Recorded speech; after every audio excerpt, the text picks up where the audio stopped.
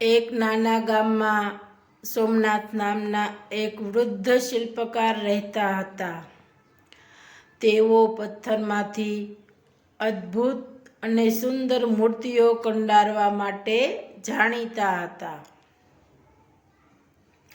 એમની પાસે રમણ નામનો એક યુવક શિલ્પકળા શીખી રહ્યો હતો.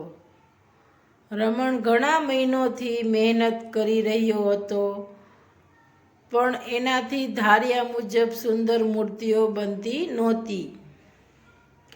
એક દિવસ કંટાળીને રમણે છીણી અને હથોડી નીચે મૂકી દીધા અને નિરાશ થઈને બોલ્યો, ગુરુજી, હું આટલા સમયથી પ્રયત્ન કરું છું, પણ મારી મૂર્તિઓમાં એ જીવ નથી આવતો. મને લાગે છે કે મારામાં આ કળા શીખવાની કોઈ પ્રતિભા જ નથી. હું હવે આ કામ છોડી રહ્યો છું. ગુરુજીએ હસીને રમણને પોતાની પાસે બોલાવ્યો. તેમણે જમીન પર પડેલો એક મોટો કઠણ પથ્થર બતાવ્યો અને કહ્યું, રમણ, તારી વિદાય લેતા પહેલા આ પથ્થર પર હથોડીનો એક ઘા મારતો જા. રમણે હથોડી ઉગામીને પથ્થર પર ઘા માર્યા, પણ પથ્થરને કંઈ ન થયું. ગુરુજીએ શાંતિથી કહ્યું, બીજો ઘા માર. રમણે બીજો ઘા માર્યો.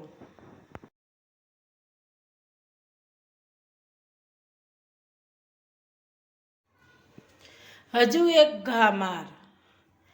એમ કરતા કરતા રમણે પથ્થર પર એક પછી એક 100 ઘા માર્યા. રમણ થાકીને પરસેવે રેબઝેબ થઈ ગયો, પણ પથ્થર જેમનો તેમ જ રહ્યો. એમાં એક નાની તિરાડ પણ ન પડી. રમણ કંટાળીને બોલ્યો, ગુરુજી, આ પથ્થર બહુ કઠણ છે. આ ક્યારેય નહીં તૂટે. ગુરુજીએ શાંત અવાજે કહ્યું, બસ એક છેલ્લો ઘા માર.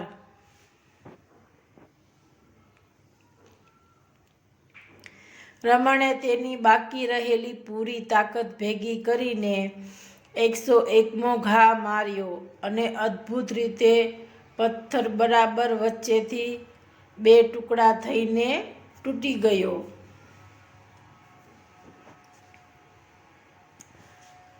રમણ આશ્ચર્યચકિત થઈ ગયો. ગુરુજીએ રમણના ખભા પર હાથ મૂકી અને કહ્યું, રમણ, તને શું લાગે છે, આ પથ્થર માત્ર 101મા ઘાથી તૂટ્યો? રમણ વિચારમાં પડી ગયો. ગુરુજીએ આગળ સમજાવ્યું, ના, આ પથ્થર પહેલા આગળના 100 ઘાના કારણે તૂટ્યો છે. જો તું આગળના 100 ઘા ના મારત તો 101મા ઘાથી પણ પથ્થર ક્યારેય ન તૂટત. જીવનમાં પણ આવું જ હોય છે.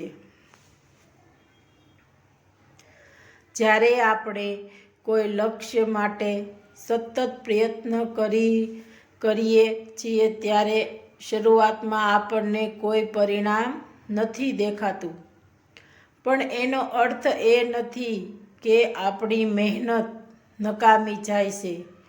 આપણો દરેક પ્રયત્ન આપણને સફળતાની નજીક લઈ જઈ રહ્યો હોય છે. બસ જરૂર હોય છે તો એક આખરી ઘા મારવાની હિંમત અને ધૈર્ય.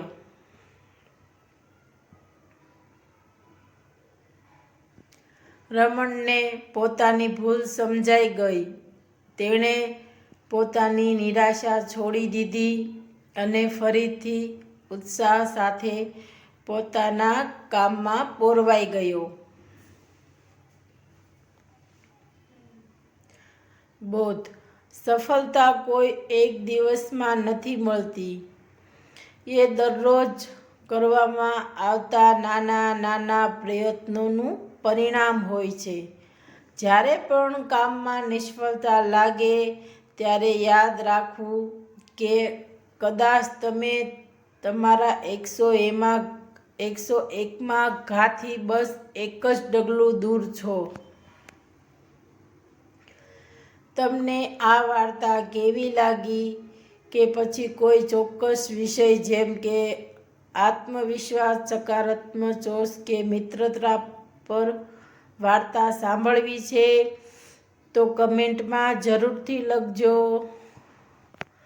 અને જો તમને આ વાર્તા સારી લાગી હોય તો મારી ચેનલને સબસ્ક્રાઈબ કરી દેજો અને વિડીયોને લાઈક શેર કરી દેજો.